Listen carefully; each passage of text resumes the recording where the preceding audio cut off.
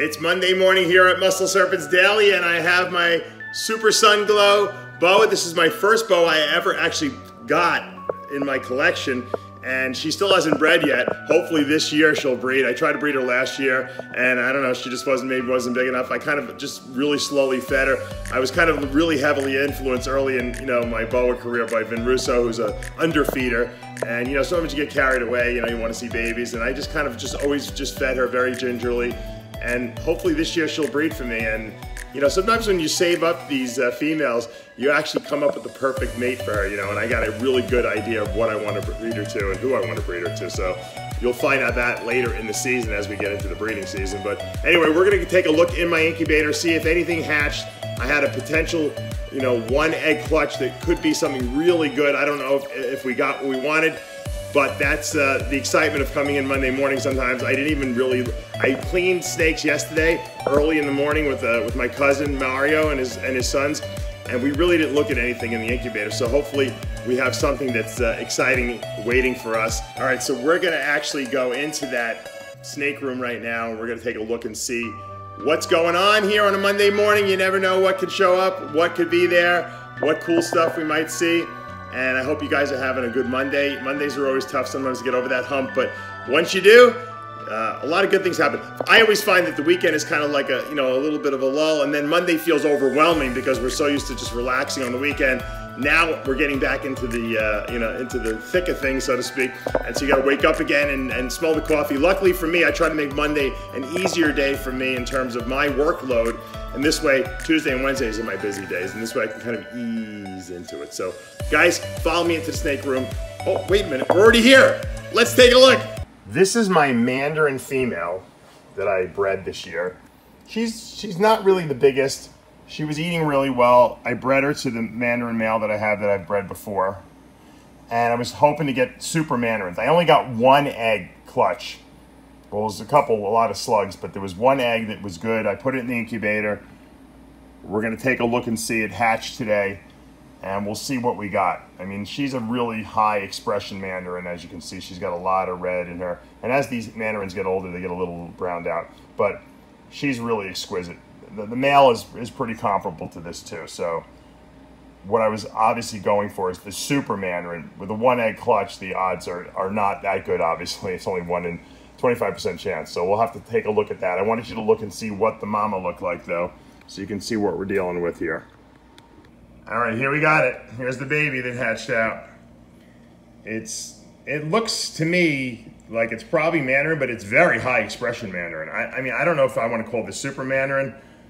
I asked a couple people, who have done Mandarins. It seems to be Mandarin, but it has a very, very, it looks like its pattern is been disrupted a little. Now, I don't know, there's no other genes that I bred in here. It was just Mandarin to Mandarin, so it's hard to really tell. But I want to say something else is going on here. It just doesn't look like a regular Mandarin to me.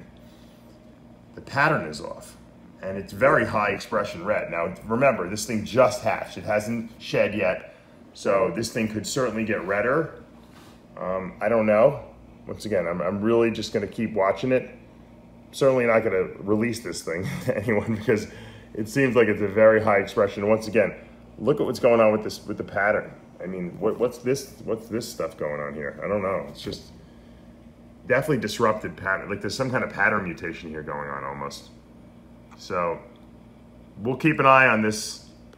I didn't even sex it yet. We'll keep an eye on this one after it sheds a couple times, and we'll see. Maybe we got lucky. Obviously, we really won't know until we breed it out, but this seems like a holdback to me for sure. All right, so this next clutch we're going to look at in the incubator that I just am very happy with. Part of it's hatched already. We're going to take a look at it, but I wanted to show you the parents. This is the mother. This is a vanilla cream.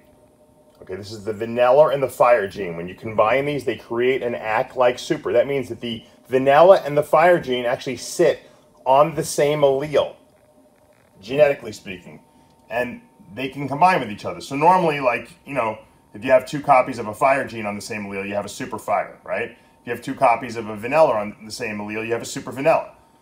When you get 1 copy of each of these, they are actually the same genetic position. And they can act with each other and interact with each other, and they create this crazy looking vanilla cream. And look, this is an adult, and she still has tremendous color. So I decided to breed her to a very, very high-end male I have. I'm going to show you him in a second here. Here's my Fire Orange Dream Spider Clown male. Just shed, you can see that. And he's exquisite. When he was born, he was just wacky looking, and he still has awesome, awesome color. So when I realized that, hey, I got a vanilla cream, and this guy's got fire in him, we could possibly produce from some vanilla cream head clowns, I was like all excited. So, and we can obviously get Orange Dream in there as well. So this guy is, once again, Orange Dream Fire Spider Clown, and we bred him to that vanilla cream. Let's look at some of the babies. So the first snake I see in this, that hatched out of this clutch, is a Super Fire. Who doesn't like a Super Fire? Black-eyed leucistic. Wow. You know, they're not obviously as rare as they were when they first were produced, but they're still really exquisite. And this one seems to have zero color on them. A lot of times they have like this yellow, dirty yellow top to them. This guy is just perfect. And actually, I don't even know if it's a guy or a girl. I have not sexed him. I mean, literally was born probably last night. There's a Super Fire, beautiful. And this, the great thing about the Super Fire is that it's also head clown, 100%. It also could be Orange Dream, and it could also be Spider. I wonder if that's why it's so white. This could be a Spider, Super Fire, head clown. So we got some really, really nice possibilities with this snake here. And it's a very clean, very, very clean Super Fire, which probably means there is something in it, whether it be Spider or Orange Dream or a whole host of other things. Well, not really that many other things. And once again, 100% head clown. So loving it. Let's take a look and see what else we got. This is the other snake that hatched out so far. We definitely hit the vanilla cream. That's the vanilla and the fire gene lined up here, acting like a super.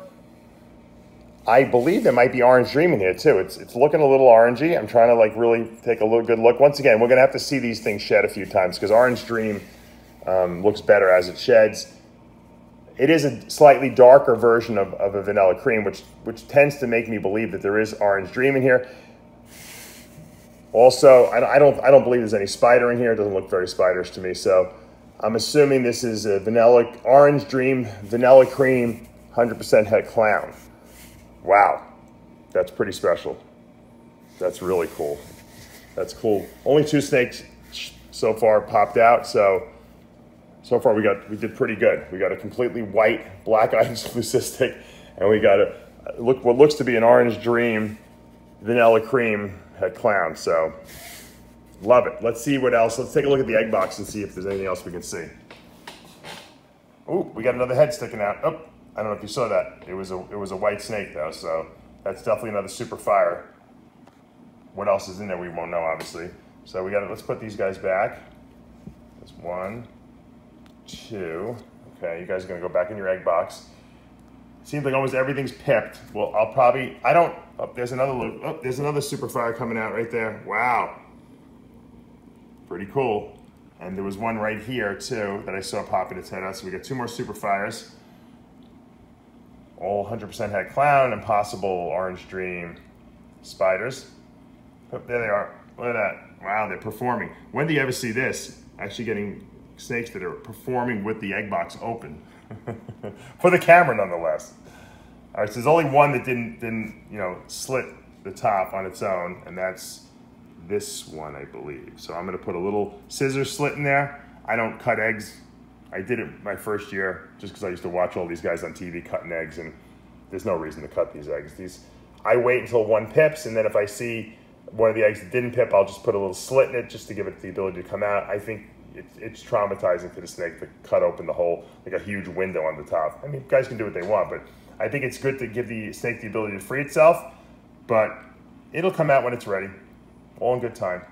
All right, guys, I hope you're enjoying this little clutch. We'll get an update tomorrow. We'll see more. I'm sure more heads will have popped out. Maybe even more snakes will have come out by then. I'm gonna leave off today by just giving you a little update on one of my favorite 2019 ball pythons that I produced. This is my GHI Mojave Spider Hurricane, world's first. And look at that head. See that face on the head? I call it the Godfather. This is the Godfather ball python. I'm naming it. I wasn't gonna name anything because I thought naming was like a little cheesy, but I'm calling it the Godfather because it's got the Godfather on there. I like to think of it as my dad on there, but I've said that before, but that's the Godfather. This is the Godfather ball python, GHI Mojave, which doesn't get much better than that. Put a little spider in there and then add Hurricane, and woo! This snake is a smoking. And you can see all the Hurricane influence on the side there, the little swirly patterns right in here. Obviously, spider will unravel some of this. I would have liked to seen the GHI Mojave without the Hurricane, but the spider, the GHI Mojave without the spider, just to see what it would have looked like. But this thing is just, the spider added this like almost this metallic gold look to it, and I think it made it better. I have to admit. Once again, I like to put the dark morphs that don't really disrupt pattern into the Hurricane, but this guy is just amazing. And I'm gonna show you more of this clutch, maybe tomorrow or the next day as well. So hopefully this will be something in the future that more people can get into, because GHI Mojave Hurricane is just incredible. That's it for today here at Palumbo's Pythons and Boas, and I hope you guys enjoyed as much as I did seeing some eggs hatch. It's been about a week or so, or maybe almost 2 weeks that I really have gotten any real big hatching, and tomorrow we'll see the rest of that great clutch go as well. I hope you also enjoyed that little GHI Mojave Spider Hurricane that I produced this year. Whoa! I love that snake. I don't know. I think it's because I think of my dad when I look at that snake and I see his head. There's no way I could ever sell that snake. But anyway, as you can see, I'm joined here by my Motley Jungle Sun Glow boa, who hopefully will produce this year. Last year, she just didn't want to go. And the year before that, she didn't want to go.